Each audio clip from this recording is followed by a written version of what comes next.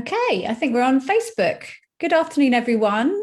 Welcome to the Talented People Facebook page and another live session. It is lovely to have you, whether you're grabbing your lunch and you've got us on in the background, or if you've sort of tuned in specifically for this, or if you're catching up afterwards. And all of our sessions are available on the website, talentedpeople.tv, if you want to look them up, including this one if you missed the beginning bit. Just while you all join, I will just tell you a bit about Talented People and why we put on these sessions and what we do, and then we'll crack on with this brilliant session about shooting on your smartphone. So Talented People is a staffing company. We work with loads of different indies and bigger companies to help place directors, producers, researchers, production managers, developers, all sorts, and whether it's starting Monday or yesterday normally, or in 3 months' time. And we love what we do. We do everything from sort of super glossy entertainment telly to high-end premium docs for SVODs. So absolutely love what we do, and meeting brilliant people like these guys sort of on the way. We put on these sessions to inform you and entertain you and keep you connected to the industry. They were set up during the pandemic, really, as a way of keeping everyone together and motivating and just helping people feel they were not alone in their own little bubbles at home. So we think they've been really well received, and we're still doing them today, even though the world is opening up, which is all obviously very exciting indeed. So please do ask questions in the comments. By the way, we'll start chatting soon to our guests. We'd love to hear from you. It's always nice to know that we're not just waffling on a Zoom screen. I'll keep an eye on those and then chuck questions at our panel. But right, this session, I'm very excited by this. We're talking about shooting features or documentaries or shorts or comedies or whatever you like, really, on your smartphone. It sounds very simple, I suppose. Is it really? Let's talk about that. So firstly, I'm going to introduce our guests, ladies first, as always. Ines. Hi, Ines. Hiya. Ines Yearwood-Sanchez is a young filmmaker from London. She's currently studying at the Royal Holloway, University of London. What's your course, Ines? Digital Media, Culture and Technology. There we go. So she knows all about this stuff, or certainly learning about it. And Ines has been working on various film projects over lockdown and before in her personal life, and for her course as well, including filming and editing on a smartphone, and she's also submitting something to the festival, which we're going to tell you about. Victoria Mapplebeck. Hello, Victoria. Nice to see you again. Yes, you Hi, too. everyone. Victoria is an award-winning writer and director. She's been self-shooting her documentaries since 1993 for Channel 4. I'm proud about how long you've been self-shooting. That's fine. There we go. It's all good. And has been pushing the boundaries with documentary and creative technology for a good 20 years now, you'd say? Yeah. She won a BAFTA for Best Short Form Programme in 2019 for Missed Call, the first commissioned short to be filmed on an iPhone X, which incidentally was actually commissioned by Adam G, who's our next guest. Hello, Adam. Hello. Adam is a creative producer and commissioner specialising in digital creativity and online social content. Adam was in multi-platform commissioning at Channel 4 for a long time, weren't you? Sort of 10, 12, 13 years, and commissioned original docs and factual content at Little Dot for 4 years, and has also been commissioning for Red Bull TV recently, as well as many other projects and fingers in pies, including the very first London International Smartphone Film Festival, otherwise known as SMART, which Adam and Victoria have co-founded, and is running this summer. It's open at the moment, and they're going to tell us more about that during this session, including how you can get involved and submit your film of any length and genre. So welcome all. It's so nice to have you. So I suppose it would be logical to start with going back to how we used to film a while back. And Victoria, having said in our intro that you're very happy about having been around since the early 90s and self-shooting, I'd like to come to you on this. So, you know, we're going to be talking about filming on smartphones, but it's come a long way. I mean, how did you first start shooting, and what did you first start shooting on? So my first commission films were for Channel 4 in the early 90s, and I was probably one of the first self-shooters, because before that, and even at that time, I think documentaries were still shot with really quite large crews, director, producer, sound person, it was quite a big amount of crew. Sometimes the crew outnumbered the subjects. And I always loved the idea of self-shooting because of that intimacy that you get with your subjects. But I would shoot on a PD 150, which at the time was the sort of semi-professional kit, and I would have a brace that gave it it was kind of like a cheap Steadicam and radio mics. And it was a sort of one-woman band, and it was lovely. I still got that intimacy, but you could very much see me coming. So I feel like I've had a career in two halves. So my early television career was self-shooting in that way. And then I had time out of the industry when I had my son on my own and raised him alone, and went back into teaching. And then I discovered the smartphone in 2015 and have not looked back. As life is slightly easier than also ordering kit 2 weeks in advance, and then having people carry flight cases. Yeah, so my kit's gone from needing the size of a small suitcase to literally being the phone in my back pocket, and it's really transformed how I film in terms of intimacy, in terms of access, in terms of budget. That first commission I got was just £2,000 from Film London. And £2,000 when I had done a series commission for Channel 4 was our cab budget. So it's like, it just shows you what you can. And I obviously I didn't take any fee, and I'm lucky enough to have a day job in academia, so I didn't need to take a fee. So that money went to my editor and my animator.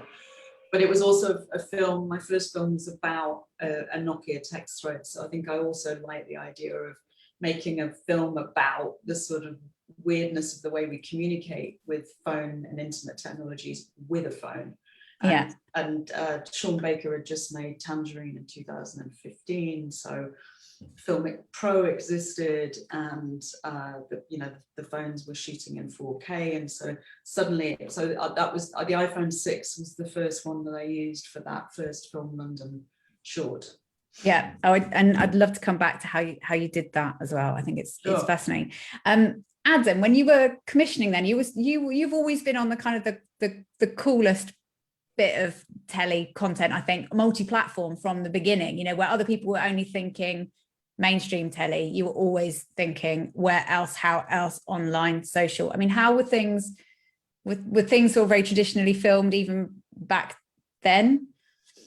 Yeah, I mean, before going to Channel 4, I had my own business called Red Bus CPD, which was really the early days of online video. And it kind of felt like the pioneering times, because actual, broadband was terrible. I remember that, after we set up, it was a .com business that I set up with 3 partners. I remember the first visit to BT, where they were showing off their broadband capabilities, and it was like watching like a silent movie from the beginning of the century, running at like, I don't know what it was, 15 frames a second or something. It was ridiculous. So even by the time I went to Channel 4 in 2003, it was still pretty much kind of early days, and only Big Brother had kind of showed what was possible in terms of doing stuff online. And then I started trying to sort of prove the case for factual stuff, so particularly with embarrassing bodies, and that was, but all the filmmaking was pretty traditional. The stuff that was online was a lot more innovative, because it was constantly kind of pushing the boundaries.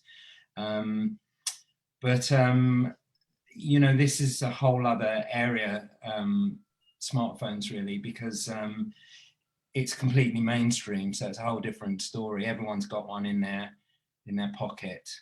Do women put phones in their back pocket more? I was considering that because you've got yours in your back pocket, but I always have mine in my front pocket. I think it might be a gender thing. Yeah.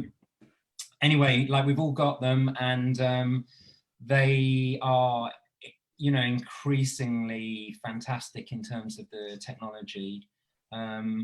And so they just skate around all these issues of kind of access, and it really does mean that anyone can really make a brilliant film, because they're not going to be held back by the technology or the sort of capabilities of the machine. It's really just down to the flat playing field of like who's got talent, who's got vision, and there's no other complicating factors. Yeah, that is very exciting indeed, isn't it?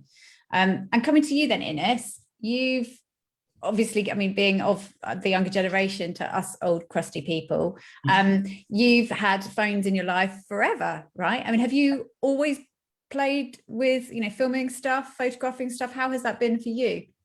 So I think I got my first phone when I was probably like 12. Mm-hmm. So I for the first like 10, 12 years of my life, I didn't have a phone, but I've always loved to kind of take photos, make like little videos of myself, take videos of things that I find interesting. And I made, before coming to uni, I'm with a theatre company called Sounds Like Chaos, and we got commissioned over lockdown to make like a piece of like, you know, a piece of art, so anything to do with COVID or just in general. So I did a short film on self-love, which is on my Instagram, and that was really enjoyable to make. And then obviously coming to uni and doing the project here, that was really interesting as well. Yeah, so Yeah. you've also grown up with social media as well, and being influenced by what people are making and posting too. Have you found it relatively easy then to have the vision to shoot stuff? And what about editing it? Have you had to look into how to do that? So on a smartphone, Mm-hmm. yeah, so I think it's pretty simple, like shooting on a smartphone. Like Adam said, you know, you don't really need much technical skill. It's literally, you know, you press record and you film. Like if you have some good lighting, a stabilizer, you can make it look quite good. Editing wise, I've got an iPhone, so you can get iMovie on your iPhone and do the editing there, but I would recommend a laptop for editing because it does take up a lot of energy and makes your phone quite hot. So yeah, I would recommend a laptop. I know there's a lot of apps as well that you can pay for, which are quite good to use on your phone. I don't know them off the top of my head, but I know there's a few good ones out there. Yeah. But do you think, I mean, it's probably hard for you to say because phones have always been in your life, but if you didn't have a phone or didn't have, okay, let's say it was a phone, it couldn't take videos or photos, how would you have got into making content? Let's assume you had always wanted to do that. Can you even imagine that? I guess, personally speaking, if you have access to a camera, then I guess it's something that, you know, you would be able to do. I went to the Brit School, which was a performing arts school, and I did media there for GCSE, and I also did theatre as my like main course. So because I did media, I had access to the cameras and all the props stuff that you can use to create like films and video. So I was lucky enough to have access to that. I don't think everyone has the possibility to have access to a camera, so I think it probably wouldn't be as accessible for everybody to make short films, whereas now like everyone has a smartphone. Yeah, so it's much easier. Yeah. And that's, I think, where we want to sort of circle back round to, because I think that's the point, isn't it? Unless you're going to a college or a uni that has equipment, or you know someone who's got something you can borrow, if you didn't have the phone in your pocket and you lived in the middle of nowhere, you're not near a city, you couldn't possibly make films, right? So I think it's very exciting that, and you know what, I take films of my kids all the time. I take photos all the time. I've never actually really myself, and having been a director myself, I've never really thought that I can do more than that on the phone. So I know that sounds a bit mad, but I think talking to you guys about this festival as well is just proving that anybody can make something much better than just what we use our phone for on a daily basis. It's just a little extra step to go, oh, okay, I could do more than that. Victoria, can you tell us about the first feature then that you made on your phone and how you went about that and what challenges you faced? So it was a short film for Film London that was about a Nokia text thread between myself and my ex-partner, who's also my son's dad. And like I said, it was an iPhone 6, and I would have that Filmic Pro existed then, and Filmic Pro definitely is a great app to use because it gives you more flexibility in terms of aperture and focus, whereas the normal Apple phone will kind of collapse those two things into the same kind of interface. It gives you much more kind of possibilities to change sound. And then I suppose I looked into bits of kit that were available. You know, there's really very reasonably priced sort of external smart lav mics that you can use for mobile phones. And I think the biggest thing I did was buy one of the early stabilizers. And that just makes a huge difference because it really does give you that kind of steady cam feel without giving you that kind of locked off look of a tripod. And can you explain what does that even look like and how do you use it? It's I could send a picture and we could post it, but it was a Lampart 3-axle gimbal. Was one of the early ones, and basically your smartphone, or you can use it for GoPros as well, and then it's battery powered, and the battery is what does the kind of balance, and then it just gives you this really smooth thing. There is actually a really cheap thing you can do if you don't have that, which is to get a bottle of water and a couple of elastic bands and literally elastic band your smartphone to the bottle of water, which just gives you that weight for handheld. Because of course for handheld it's such a light little thing that's when it starts to look really wobbly. I love that. That is my favorite tip. Yeah, and they're about, those, so like I say, you can do it for literally 80p if you've got a bottle of water. Yeah. And the stabilizers are in the sort of 80 to 100 pound price mark, but are well worth it. Yeah. And so yeah, that was my first experience, and I remember being really pleased. It was part of the Film London films that they selected to be part of the London Film Festival in 2015. And I remember the really definitive moment where we're in NFT1 and it plays, and people didn't know necessarily it was shot on a smartphone, but it really stood up to other Film London films that had been made for really 10 times the budget and had been shot with traditional crews and huge fancy lenses. And I think it was almost that journey of starting on the phone and then seeing how good it looked on an enormous screen.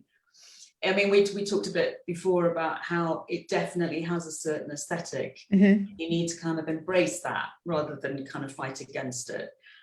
Sean Baker called it pop verite because it's got very saturated colours. It looks particularly good in sort of bright sunlight.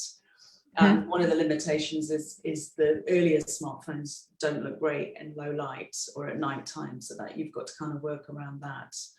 But how about editing it? How do you edit on the phone? That was the one area I feel like I direct and I write and I shoot myself, but I really want to that collaboration with an editor and to work with somebody who's really great, particularly because my films are so personal. So we would edit on Premiere, but as Ines was saying earlier, it is possible to edit on a smartphone, to clear lots of things off. And Jennifer Zhang, who's just made a smartphone feature in lockdown, edited the entire assembly for her feature on her phone. She cleared everything else off it, but I was kind of really impressed by that because, like I say, I haven't actually edited on the phone. Journalists, I think, use that device, and I once did a beta testing for Vice, that it was an app for the Android phone that was best definitely a mobile phone filming app, and you can imagine for Vice that's perfect because they wanted to be able to send people out into marches and dramas and sort of news and current affairs issues and be able to shoot and literally cut on the phone as well. Yeah, amazing. And actually Bonetta, thank you. Bonetta Adamson's watching. She's posted a couple of practical kit tips as well, because she's been shooting on her smartphone and found a brilliant mic that she's listed there, Micronic, and they're only 18 quid, so it feels really accessible. Thank you for that. Bonetta. And Rode do a new radio mic actually, so I've just bought that fairly recently, so that's the first wireless mic. And lots of vloggers I've noticed who do Instagram lives and stuff like that use those. Yeah, brilliant. And actually you touched on it there when you were talking about Vice and how the phone can be brought into any scenario anywhere, and it sort of gives a completely different feel, and it's, you're right there in a moment, without any prep, without any preamble, you're there. Adam, coming to you, you said you commissioned Victoria to make Miss Cool, right? Did you see something in her original film, then 168 characters, that caught that? I'd seen that film and I really loved it, and I approached Victoria after having seen that at a conference called the Story, which I go to every year, and just asked if she wanted to make a follow-up, and she quickly sort of zeroed in on the idea of making a sequel to the first film, which was, you know, I was more than happy with. Like, I mean, the territory was kind of more open than that. We could have gone down a different route, but it's a kind of, you know, it's a story that obviously means a lot to Victoria. Yeah, we just sort of, in a way, like, you know, in terms of commissioning it, and in terms of the actual storytelling, you know, we treated it much as any other film made in any other way. So really the most important thing was to get the narrative right and to get the story structure of it right, so that it was the emotional experience it should have been, and it worked out really well. It had that layer of, well, obviously the story is personal. For those of you who haven't sorted it out yet, it's about Victoria and her son, and, you know, reconnecting with his father, who he had never met at that point. But it's very personal. But isn't that what an iPhone or a smartphone brings that perhaps a crew walking into a situation doesn't? Well, there's two things. The intimacy that's inherent, you know, into a smartphone. You know, it's not daunting for anyone. Everyone's familiar with it, so it's really easy to shoot with it.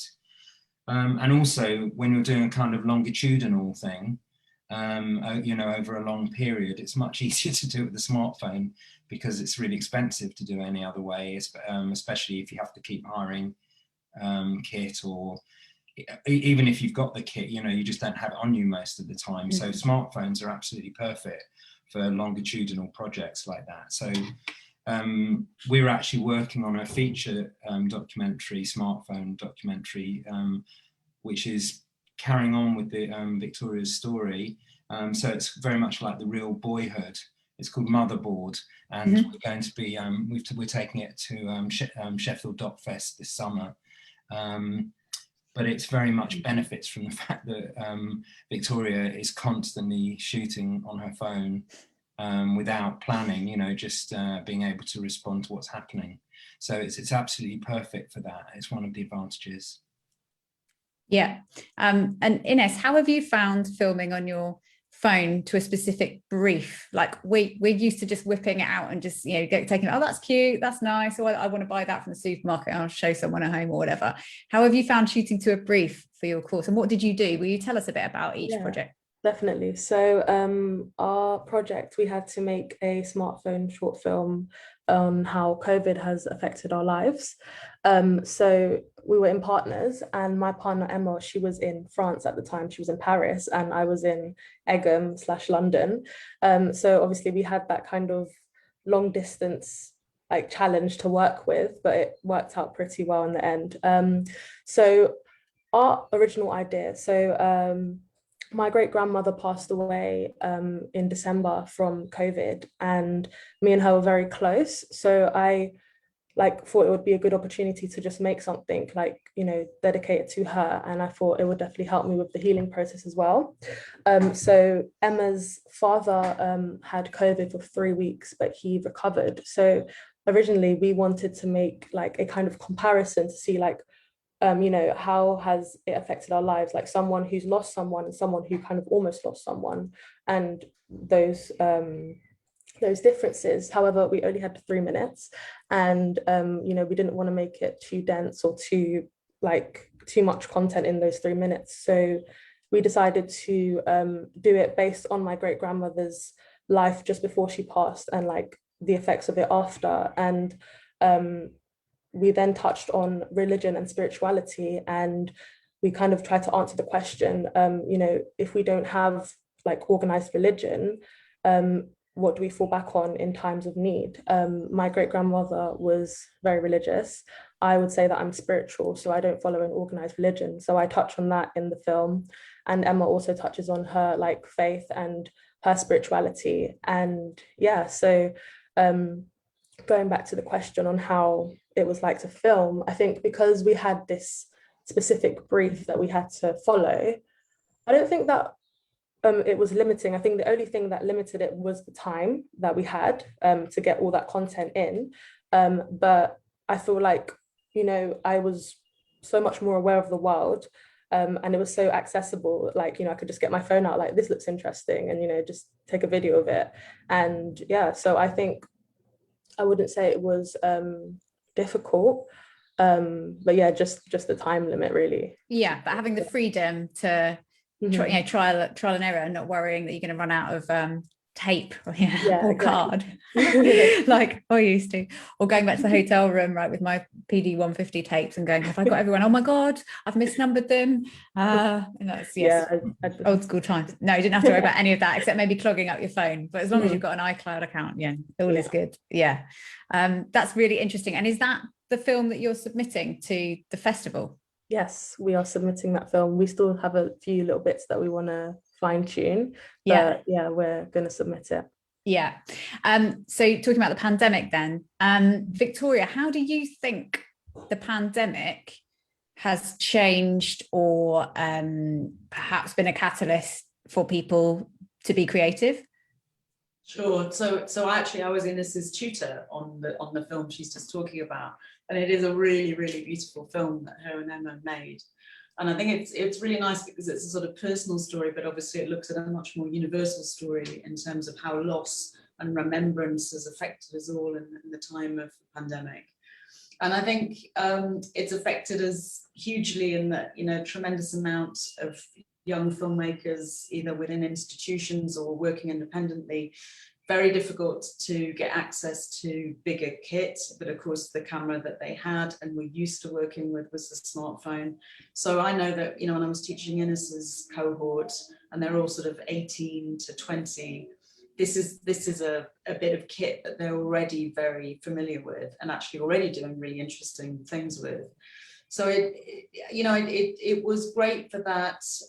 One of the things I did with that project was set up an Instagram exercise in pairs for students, and Ines and Emma did really brilliant ones because Ines was, as she says, was in London and Egham, and Emma was in Paris, and so it was amazing to see how those two different cities, which were very different actually, in different ideas of curfew, and Paris was much more open when we were in much more full-on lockdown. So I think you know, Adam and I both feel that the smartphone's really come into its own as the pandemic.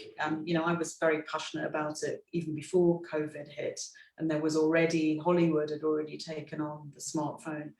But in the pandemic, when, you know, filming everything, you know, was almost domestic stories, and people were filming from their homes so much more, that the sort of, you know, desktop and laptops and mobile phones became the kind of kit of choice. And, you know, Netflix Homemade series was fantastic. It commissioned quite established filmmakers, Gurinder Chadha, Kimberly Stewart, who's an actress, but also directed one of them. And again, you know, that the Netflix Homemade series is really nice because it's got a really good amount. It's great on diversity. It's got a really good amount of women filmmakers. And it still annoys me when I turn up to festivals or to conferences and there are literally 2/3 men to women directors. And I think the smartphone, it's interesting how women have adapted to it. And I think particularly there's lots of women involved in short filmmaking, partly because it's lower budget. Where they really fall off the radar is in feature film production, because they're not as established. They find it harder to get those big budget commissions. So, you know, I think it's really interesting, particularly people like Jennifer Zhang, who made this really, I haven't seen all of it yet, I've seen a really good clip of it. And I think she's submitted to the festival, but she made a sort of sci-fi thriller entirely in lockdown, entirely on her own on a smartphone. So I'm, as you can hear, I'm sort of fairly evangelical about it for the way that I've used it, but like I say, seeing the way that my students have taken to it, and then also such really great short films that have been shot on smartphones this year. I think it's here to stay. I think it will now be, you know, I think Adam will probably talk about this as well, but both Adam and I have hit the sort of naysayers around smartphones who think it's not good enough quality. And, you know, I definitely think there'll always be those naysayers who want enormously bigger amounts of kit and fancy lenses. But I think this last year has been a bit of a kind of response and an answer to them about the really fantastic work you can do with a smartphone.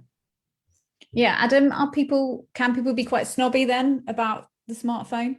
Yeah, I mean, they can be snobby about the smartphone. They were snobby about online video, but you know, look where we are with that. The thing is, you have to really sort of recognize how things are shifting for the good. So, for example, over lockdown, Shine did a series for ITV, a very British lockdown, which they shot using smartphones, and very interestingly, they shot using the smartphones of the contributors. And that's because of new technology that has basically enabled people to do away with the satellite truck, in effect, and replace it with a tiny phone. So in the same way that drones did away with helicopters in the last few years, phones will do away with satellite trucks in a lot of cases, because you can broadcast live at high quality straight off your phone. And what was interesting about the Shine project, for example, and they're a bit ahead because they've done things like Hunted and The Heist, where they've used this kind of technology before in factual entertainment.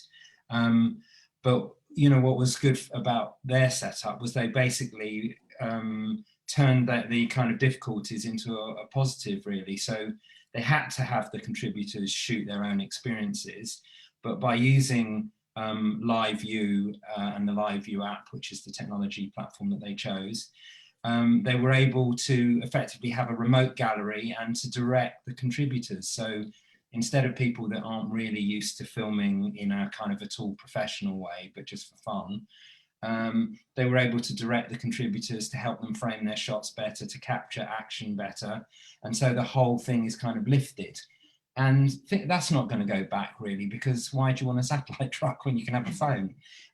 Obviously, you know, it's much cheaper, and it's much more kind of efficient in every way. And also, I guess, you know, it enables it enables or empowers the contributors in a new way as well, which is interesting. Isn't it incredible what we've done this pandemic, you know, for all its horrificness, what it's pushed people to do, or made people diversify, or just think of solutions to problems. Like you've said, it's almost like it's done away with something that would have otherwise been a massive budget and actually will be taken forward anyway, pandemic or no. They're not going to reverse that, because it doesn't make any sense. It's a really great solution. But I think one of the things is when people are talking about this area, they quite often get a bit hung up on like movies and you know, Tangerine and other movies that followed since then, which are sort of super interesting. And you know, those too will be here to stay, because there's certain kind of movies that it really suits. And I think the reason why Tangerine is like the poster boy is just that it totally suits what the film is about. It's like a street story, so it makes absolute sense, in the same way that Victoria's films, you know, it's organic. It makes absolutely sense from the story to shoot them on a smartphone. But I think it's a bit of a distraction, and I think both Victoria and I, actually Victoria even more than me really, but we're both very kind of interested in what's going on other platforms, on, you know, TikTok and other platforms that are fundamentally mobile. You know, they're created on mobile for consumption on mobile. But that's where the kind of really exciting filmmaking talent is, and where the real innovation is going on.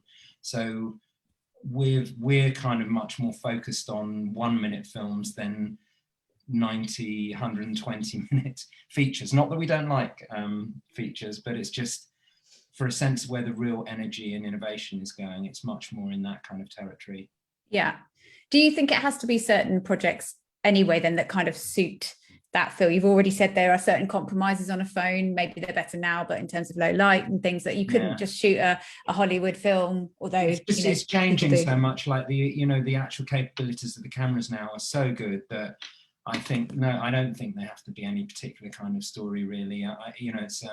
It's increasingly kind of invisible, so I don't think there's any simple kind of formula like that. You can shoot anything on a smartphone film. Yeah, I think most people are hoping that the positives that have come out of the pandemic will carry on, things like flexible working. I think everyone's opened their minds to that. I think Zoom or video chat, although obviously everyone got a bit of Zoom fatigue, probably still has, and is looking forward to real life meetings again. It still opened up the world and has meant people don't have to commute so far, or a little tiny indie has to commute all the way to London from Leeds just for a 1 hour meeting that gets cancelled, etc. But I think this, in terms of the smartphone filming, hopefully will be one of those things that does get brought forward and carry on because of all the accessibility things that we've talked about, don't you? Yeah, I think and going on to diversity then, actually, it feels like that the industry has been crying out for people from diverse backgrounds to get involved in telly. There's lots of barriers, it seems, or have been historically. I think we're certainly sensing a genuine drive and momentum for opportunity for people from all over the country, from all over the world, from all different backgrounds now. And there's it feels like that's sticking around. It isn't just a fad, as I know that it seems to have felt for many in the past. This sort of thing really does feel like anyone from anywhere could make telly or film. That's what I find anyway to be the most exciting part about it. I mean, how do you feel it sort of drops the barriers, Victoria?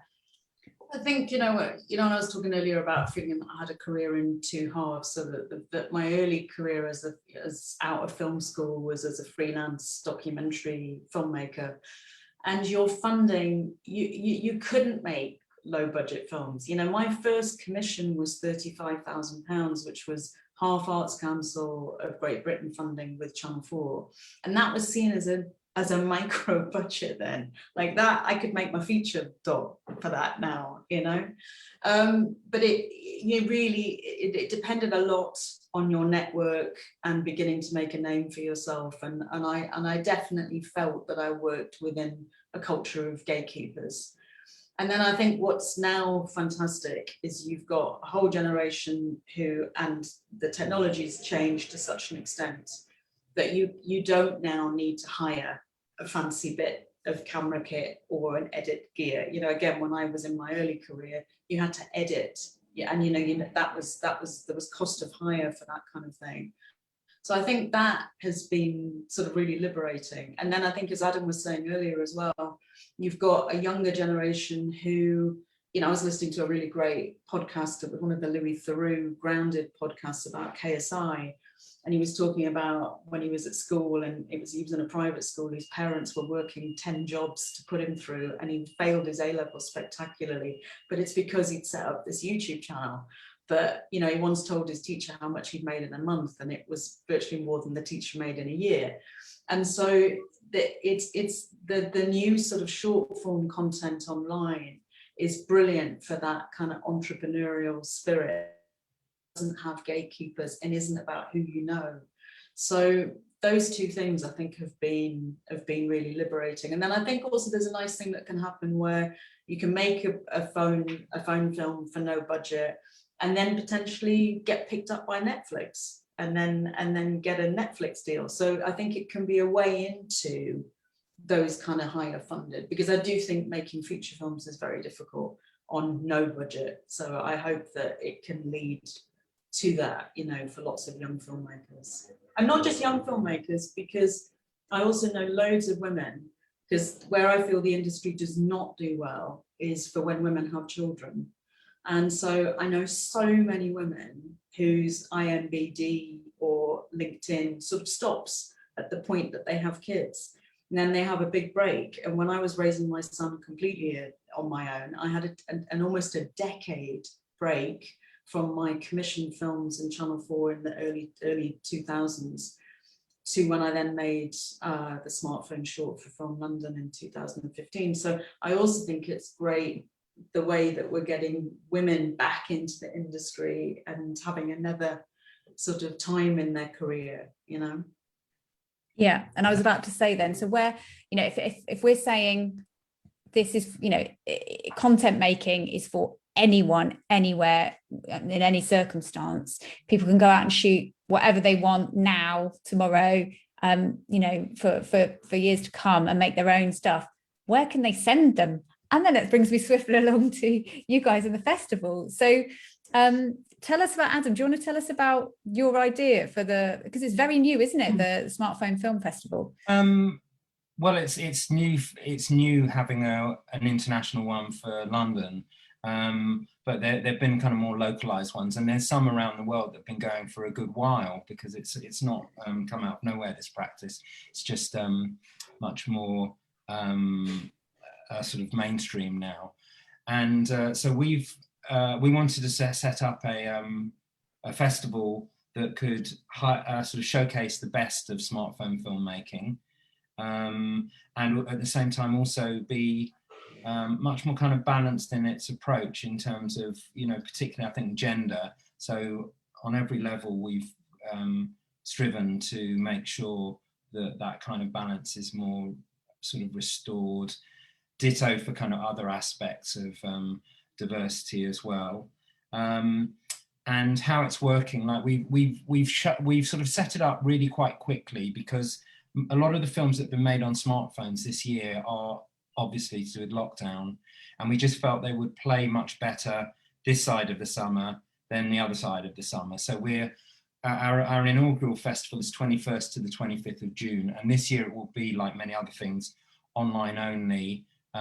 From next year we'll re-enter the real world, and it's open for entries through till the end of this month, May 31st, and there's 6 categories which basically cover everything, because they're done by whether they're scripted or unscripted, and then by length. So there's sort of a bucket for any film you have, and there's sort of there's a 6th category which is a bit of a kind of catch-all, so if the first 5 don't work for you, the 6th one will.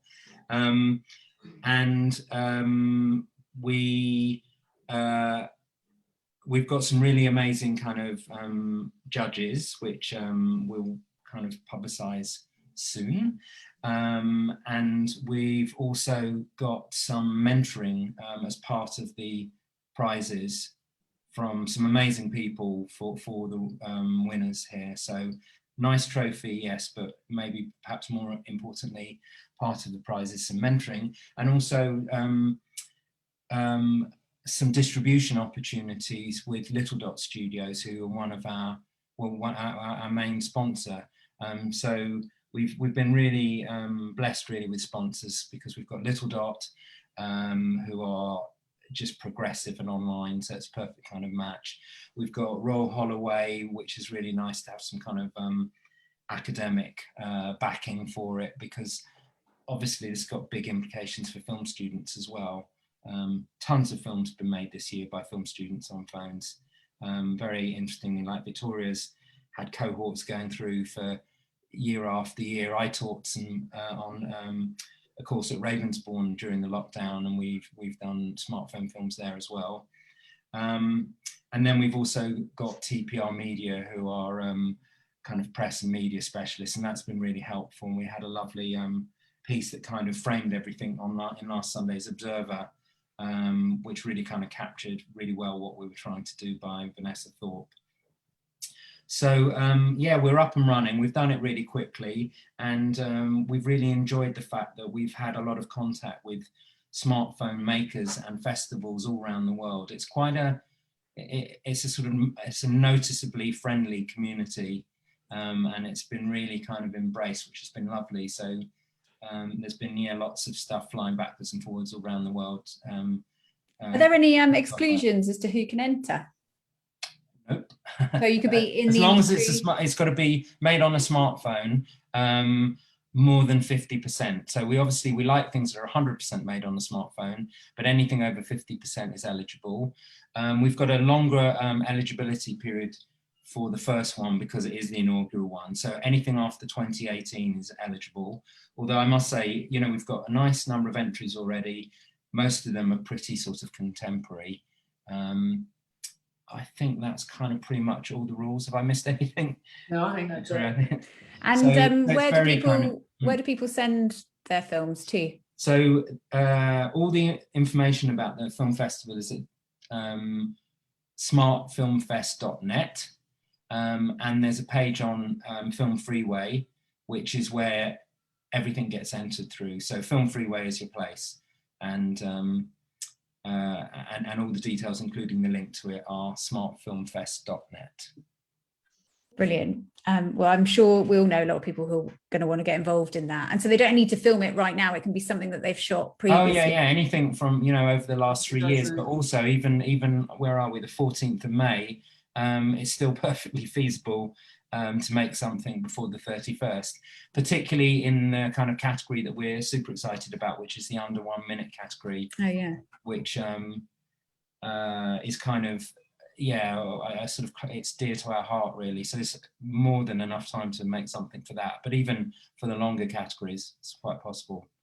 But I think one thing we really need to sort of underline is that the actual process of filmmaking doesn't kind of fundamentally shift. All the normal preparation, all the research, all the setting up is pretty kind of identical or similar. So there's no less, it's not about going out with your film and like banging out a couple of minutes of footage with your camera rather. It's, you know, if you're making a drama, nothing changes about the script or the storytelling or the mise-en-scène or any other aspects of it technically. So we're not in any way saying that people can make amazing films without any training. The training doesn't really change that much. It's just the gear and certain particular qualities it had that has the real advantages.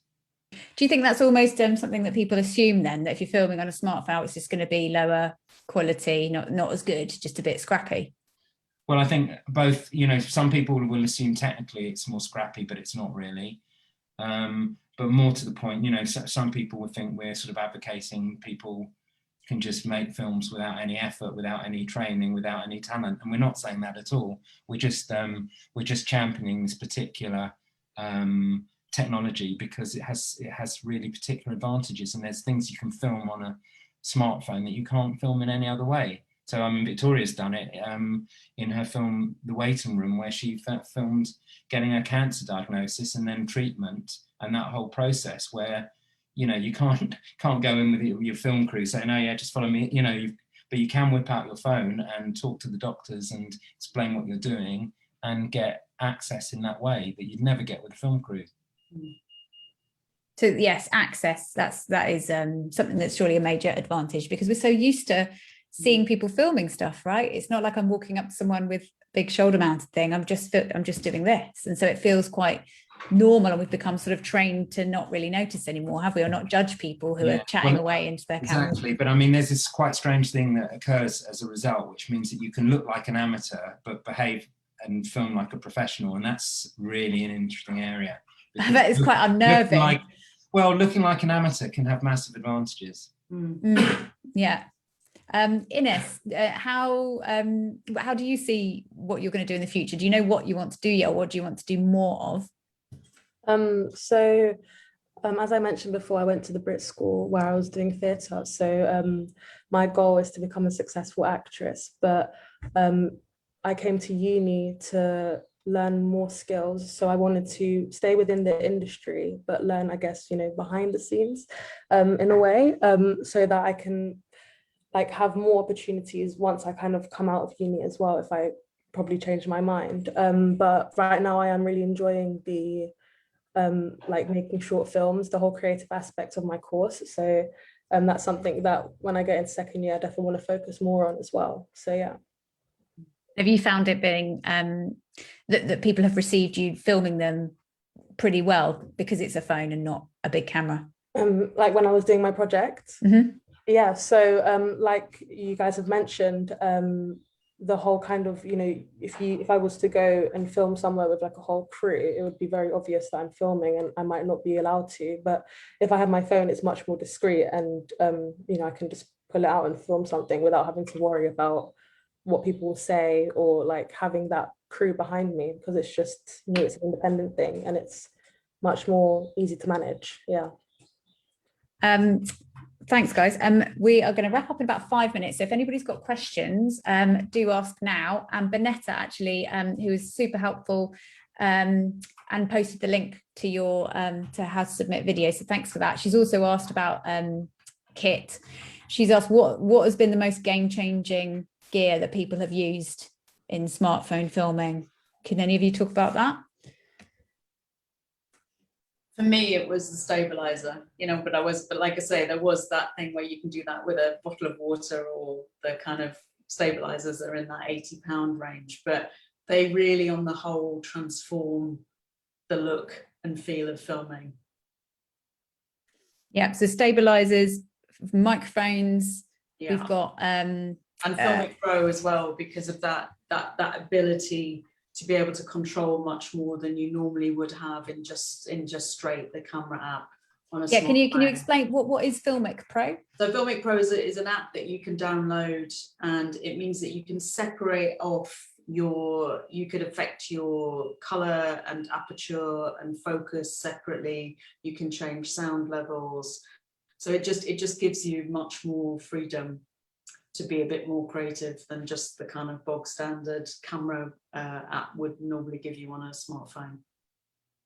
And silly question, I've never used a radio mic with a phone. So where do you mount stuff? So the Rode mic lav is that one goes into the bottom of the phone, and then that's basically it. And that is a bit cumbersome on my stabilizer, I have to say, because I've got to put the kind of receiver, and then that can whack the balance out. But other than that, the sound quality is incredibly good. Sometimes people just clip. If you see that, like I've followed Trini Woodhall, who used to do What Not to Wear, and she uses them all the time for her kind of Instagram live feed. So you'll just see like the receiver clipped onto. Yeah, but she's not moving around too much. Yeah, you're basically wireless. Yeah. Which obviously gives you a lot more freedom. Yeah. Okay. And in terms of uploading to wherever you're going to edit it, I mean, we've talked about doing it on your phone, but if you're going to upload it to a laptop, how do you manage that process?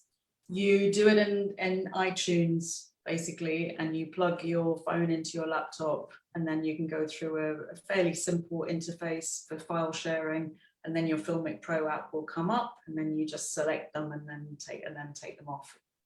I mean, it does just make it sound so simple. I know, Adam, your point stands that obviously you need talent and vision and, you know, ideally, you know, training and experience, but in terms of the kit itself, it is unbelievable how far we've come from having to use, you know, several, you know, silver cases worth of kit in a van, etc., just to, you know, to drive to a location to find out the contributor doesn't want to film anyway. We've been there. Can you, let's have a look. I've got some more questions. Matt Ainsworth, hello Matt, how are you doing? He says, regarding gear, are you using clip-on lenses much, and are they any good?